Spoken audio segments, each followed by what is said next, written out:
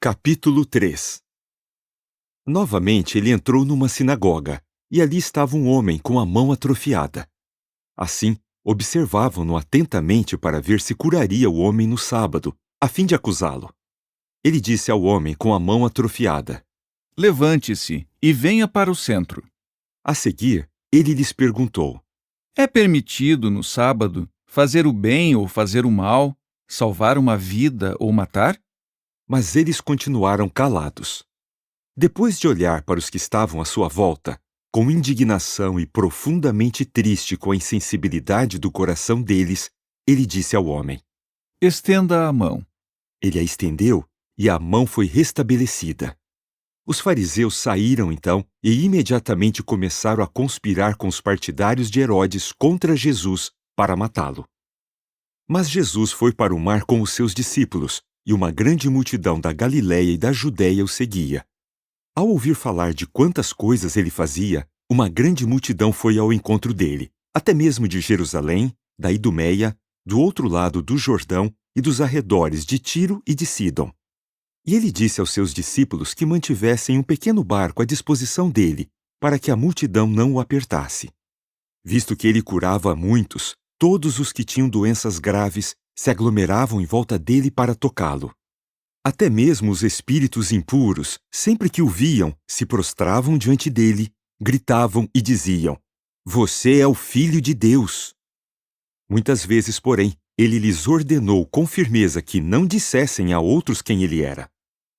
Ele subiu a um monte e convocou os que ele quis, e eles se dirigiram a ele. Formou então um grupo de 12, a quem deu o nome de apóstolos, aqueles que o acompanhariam e que ele enviaria para pregar com autoridade para expulsar demônios. E no grupo dos 12 que ele formou estavam Simão, a quem também deu o nome de Pedro, Tiago, filho de Zebedeu, João, irmão de Tiago. Ele também deu a estes o nome de Boanerges, que significa filhos do trovão, André, Filipe, Bartolomeu, Mateus, Tomé, Tiago, filho de Alfeu, Tadeu, Simão, o cananita, e Judas Iscariotes, que mais tarde o traiu. Então ele entrou numa casa, e novamente a multidão se ajuntou, de modo que não podiam sequer tomar uma refeição. Mas, quando seus parentes souberam do que estava acontecendo, saíram para pegá-lo, pois diziam: Ele perdeu o juízo. Também os escribas que desceram de Jerusalém diziam: Ele está com Beelzebu e expulsa os demônios por meio do governante dos demônios. Portanto, depois de chamá-los, falou-lhes com ilustrações. Como Satanás pode expulsar a Satanás? Se um reino fica dividido contra si mesmo, esse reino não pode ficar de pé. E se uma casa fica dividida contra si mesma, essa casa não poderá ficar de pé. Também, se Satanás se levantou contra si mesmo e ficou dividido, não pode ficar de pé, mas está chegando ao fim. De fato, ninguém que entre na casa de um homem forte é capaz de roubar os seus bens, a menos que primeiro amarre o homem forte. Só então poderá saquear a casa dele. Eu lhes digo a verdade.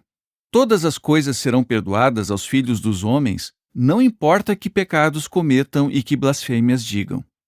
No entanto, quem blasfema contra o Espírito Santo nunca terá perdão, mas é culpado de pecado eterno.